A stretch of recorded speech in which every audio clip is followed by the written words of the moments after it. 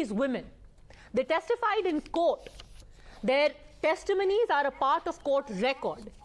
If anyone, leave alone a film, a book, a journalist decides to tell their story, why is it Islamophobia?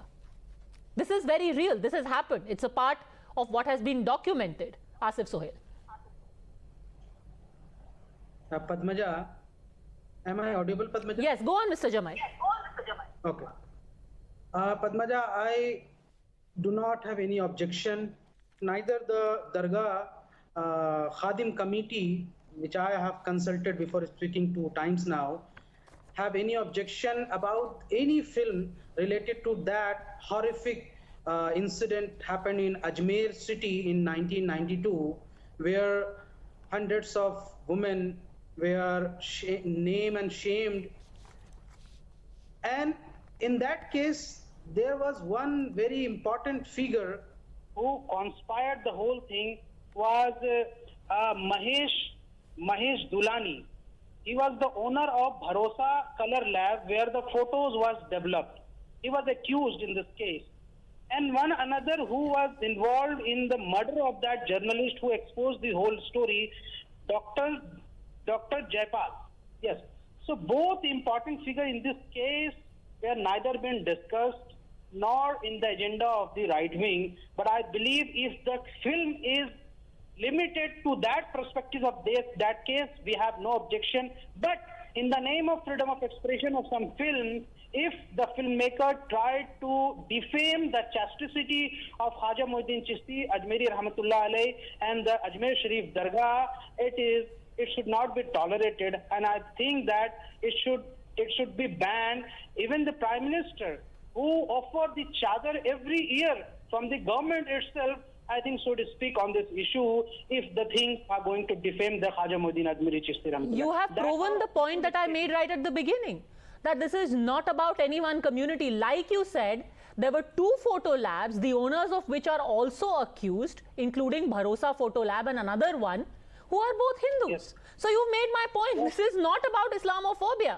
I also named you another man who introduced some of these girls to people like Ishrat, to people like Farooq.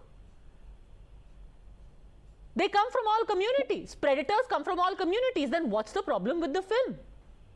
Yes. See, I have already said that this film actually tries to portray the Khaja Muhyiddin Chishti Dargah Sharif as the main perpetrator of that horrific incident. If you watch the film, it's according to the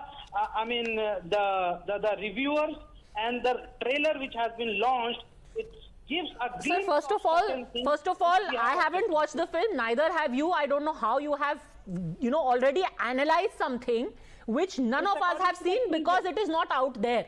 You are talking about the trailer hasn't been released. One poster has been released. From that poster, you have determined that it is besmirching Khwaja Moinuddin Chishti, not even the Dargah. You have analyzed that they are defaming Khwaja Moinuddin Chishti itself, I don't know how. From a poster, you have determined that the Hindu culprits have been given a free pass, I don't know how. From that, you have determined that this is only about the Khadims. Again, I don't know how. The story is very clear.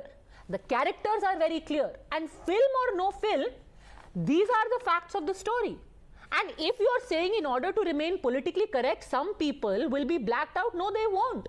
This for you, by the way, is the original FIR that was filed in 1992. The people who have been named in this FIR are as follows.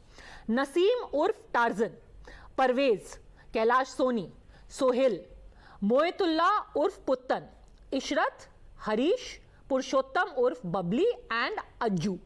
So nobody can take away from the fact that these were the names in the original FIR.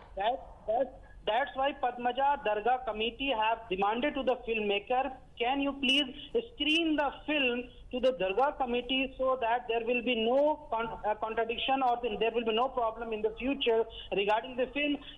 What is the problem behind that? The problem is that you are nobody to certify a film. It's as simple as that. Nobody comes and says, oh, you know, the temple committee should go ahead and certify a film before, you know, pujaris are portrayed as rapists. No, it is a work of fiction.